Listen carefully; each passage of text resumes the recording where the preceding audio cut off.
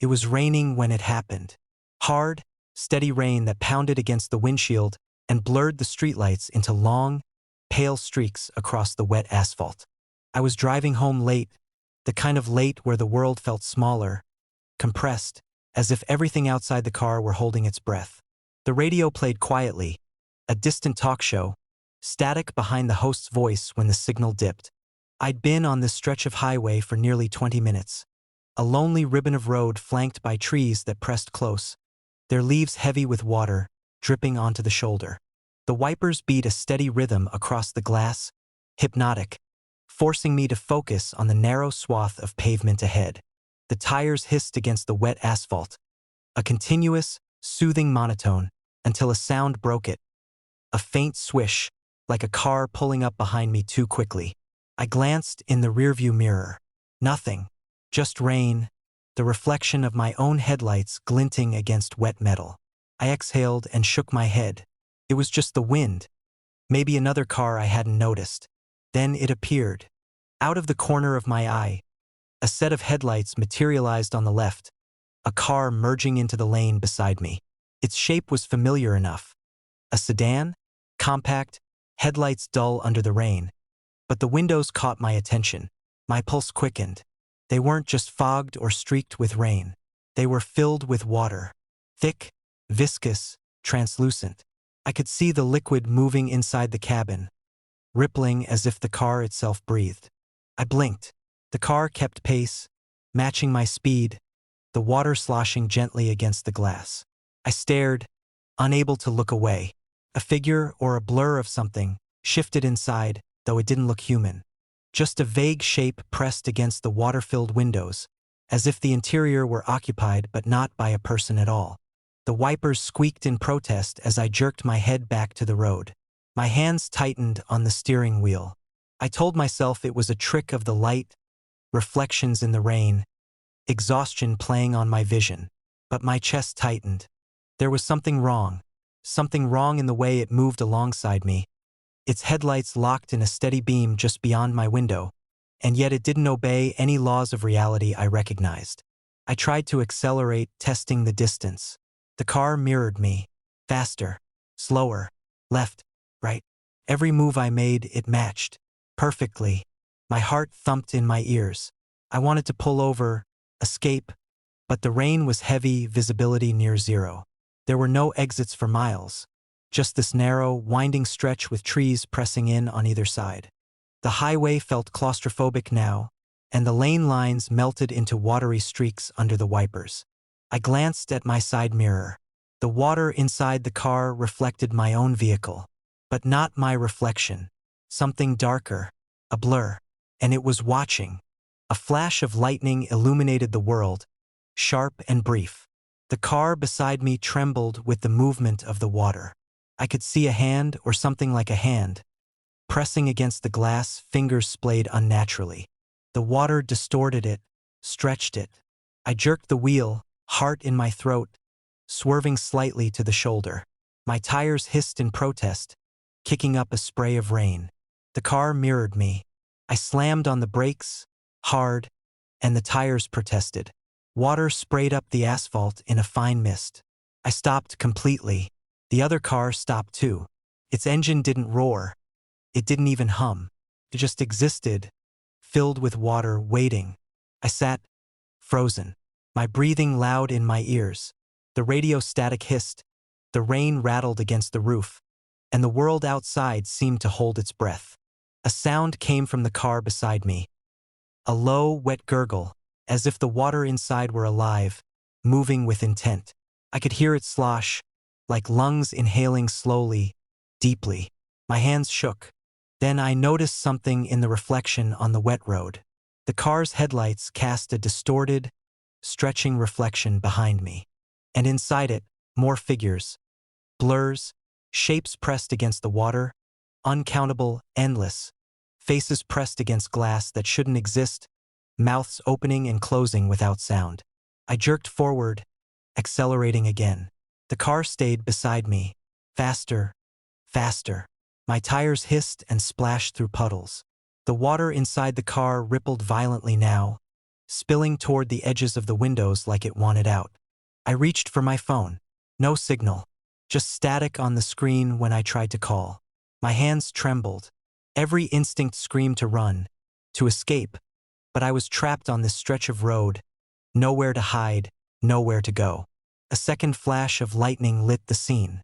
And then I saw it clearly. A face pressed to the glass, water streaming around it, distorted but recognizably human. It opened its mouth, and I swear I felt a pulse in the air. Something wet, cold, and living. I heard nothing, and yet the sound of gurgling filled my chest, vibrating against my ribs. The next moment, I blinked, and the car was gone. The lane beside me was empty. Only rain. Only the hiss of my tires.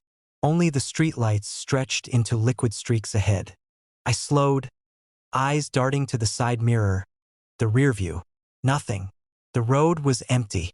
The night was quiet again. My pulse still echoed, my hands clammy on the wheel.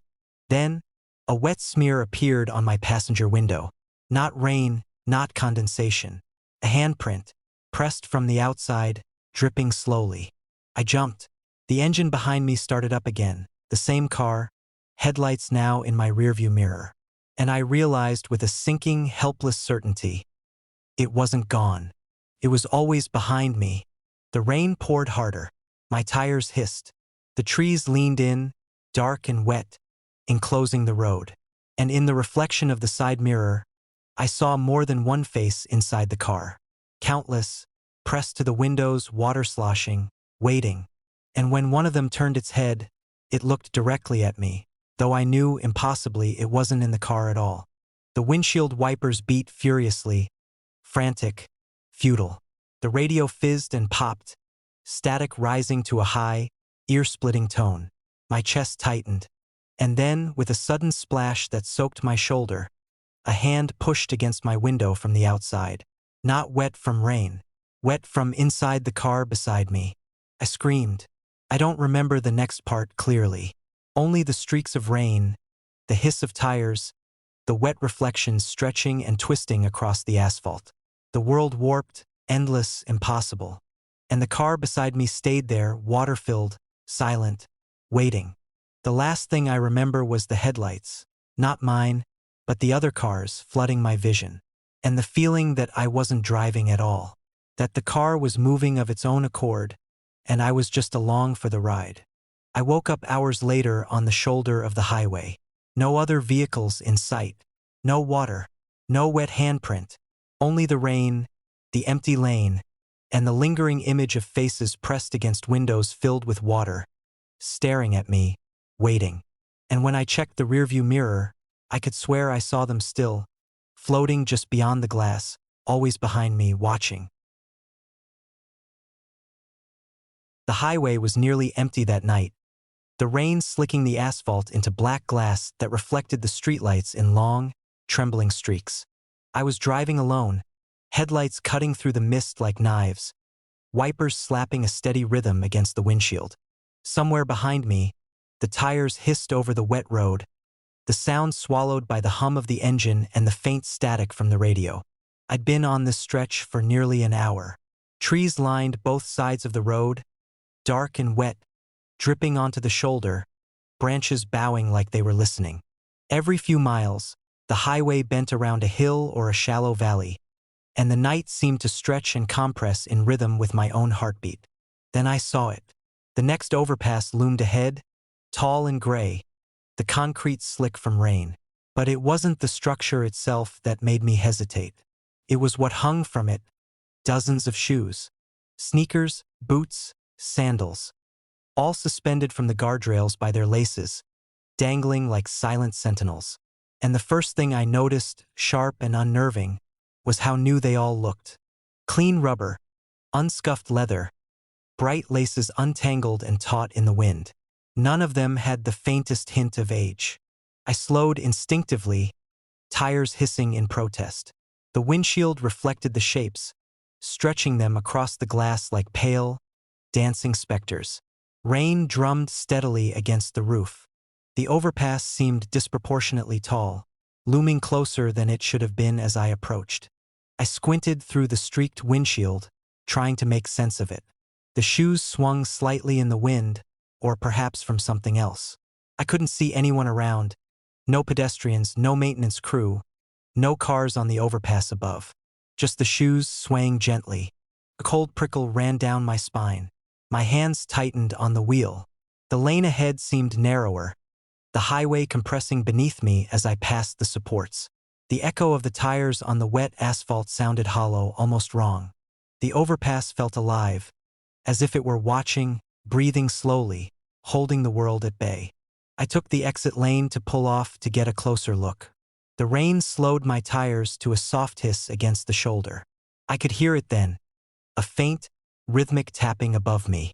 The shoes, some of them moved on their own, tapping lightly against the metal rails, swinging not with the wind, but in sync, deliberate, almost like footsteps. I swallowed hard. My throat felt dry. There was no way anyone could have gotten up there in the rain, not without leaving tracks, not with the highway so isolated. Yet the movement persisted, a pattern forming I couldn't interpret but instinctively felt. They were counting. I grabbed my phone for light, the weak glow barely reaching the damp concrete. When I pointed it upward, I saw it. The laces tightened themselves, nodding as the shoes shifted, almost alive. Some swung low, brushing the side of the overpass. Others stayed rigid, motionless, like statues. My stomach churned. The idea that something unseen could be moving them crossed my mind, and for a moment I considered running. But I was frozen in place, both fascinated and horrified. The radio hissed. A faint, barely audible voice whispered, carried in the static, "Look up!" I jerked my head toward the overpass. Nothing human. No one. Just the shoes, swaying, stretching downward, reflecting in the wet asphalt below. I blinked. When I opened my eyes again, the shoes were closer. Impossible. I hadn't moved the car. I hadn't accelerated. Yet the overpass felt lower, narrower. The shoes dangled just above my windshield now. My pulse thumped in my ears. I pressed the brakes and backed up slightly, tires screaming against the wet asphalt. And then I realized the shoes weren't just swinging. They were facing me. All of them, lined like a wall of silent observers. Every sneaker, every sandal, every boot pointed in my direction, unyielding. The laces quivered, stretched taut. Some even seemed to lean slightly forward, as if straining to see me more clearly. A shiver ran down my spine. I could feel them, not the shoes themselves, but something in the space above them, behind them, moving with them. Watching, waiting. The air felt denser, heavier. My breath fogged in the car, though the windows were closed. I wanted to drive away. I wanted to tell myself it was a prank, an art project, something harmless. But the rational part of me faltered. The shoes, they weren't random. There was intent here, precision. The spacing, the heights, the types. They had been chosen. I inched forward, trying to pass beneath the overpass.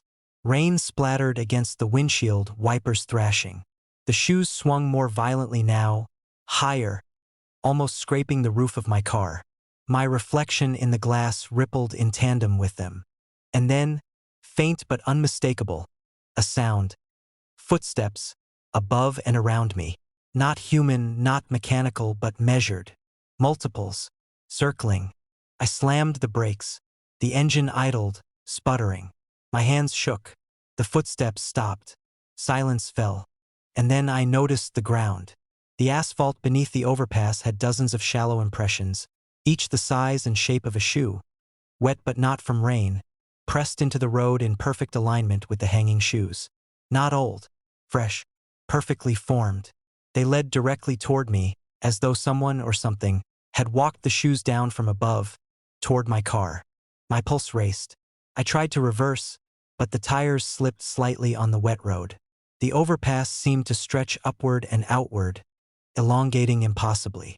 The shoes leaned forward again, laces quivering. The faint tapping returned. Then the whisper, "Join us." I floored the accelerator, tires skidding, rain spraying. The overpass blurred above, the shoes swinging violently, some hitting the asphalt, some scraping the roof of my car. Every time I blinked, I saw them in my rearview mirror, closer, climbing down toward me like a tide of silent witnesses. A flash of lightning lit the highway. I caught a glimpse, dozens of shadows pressed against the concrete above, impossible humanoid shapes, elongated, faceless, merging with the shoes themselves. I swerved hard to the side, gripping the wheel so tightly my knuckles whitened. My headlights reflected on something in the distance, an exit, a chance to escape. But the shoes swung again. A single pair broke free from the line above, laces stretched taut, dangling in front of my windshield. I jerked the wheel. The car spun slightly, tires skidding, and when I corrected, the shoes had vanished. The overpass loomed quiet, empty. Rain fell, tires hissed, and the highway stretched endlessly ahead. I didn't slow until I'd passed it entirely. And even then, when I glanced in the rearview mirror, I could swear I saw one shoe dangling from the distant guardrail, new, bright, and swaying slightly, as if waving goodbye or warning me to turn back. I haven't driven that highway since. And sometimes, late at night, I dream of the shoes, swinging just above me, counting, waiting, watching,